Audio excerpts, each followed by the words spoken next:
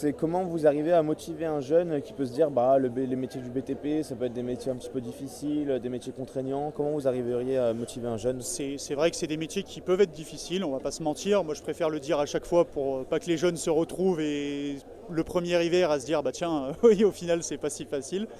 Mais après, voilà, ce qu'on essaye de faire, c'est donc, comme j'ai dit, de leur en parler dès le début, de donner les règles du jeu, expliquer comment ça va se passer et surtout de leur donner un sens à ce qu'ils vont faire.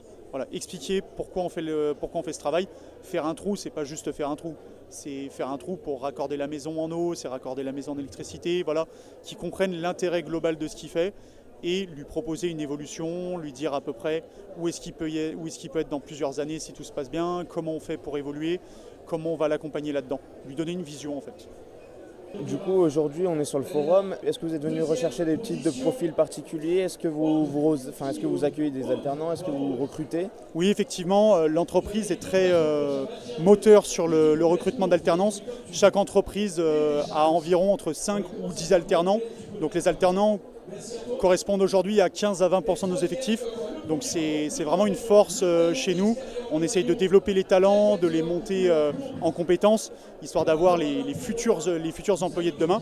Du coup, c'est quoi la plus grande difficulté des jeunes, généralement, quand ils arrivent à s'intégrer dans une entreprise?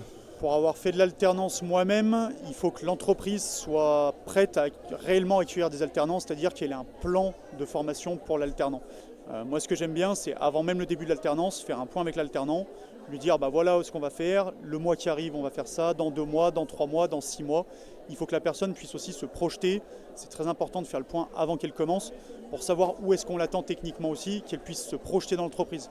Si on la laisse toujours sur un chantier et qu'on ne lui demande pas ce qu'on attend d'elle, elle va végéter, elle ne va pas augmenter ses compétences. Et c'est un peu dommage pour tout le monde. Le but étant de savoir ce qu'on attend d'elle et là où on veut qu'elle soit dans 1 an, dans 2 ans.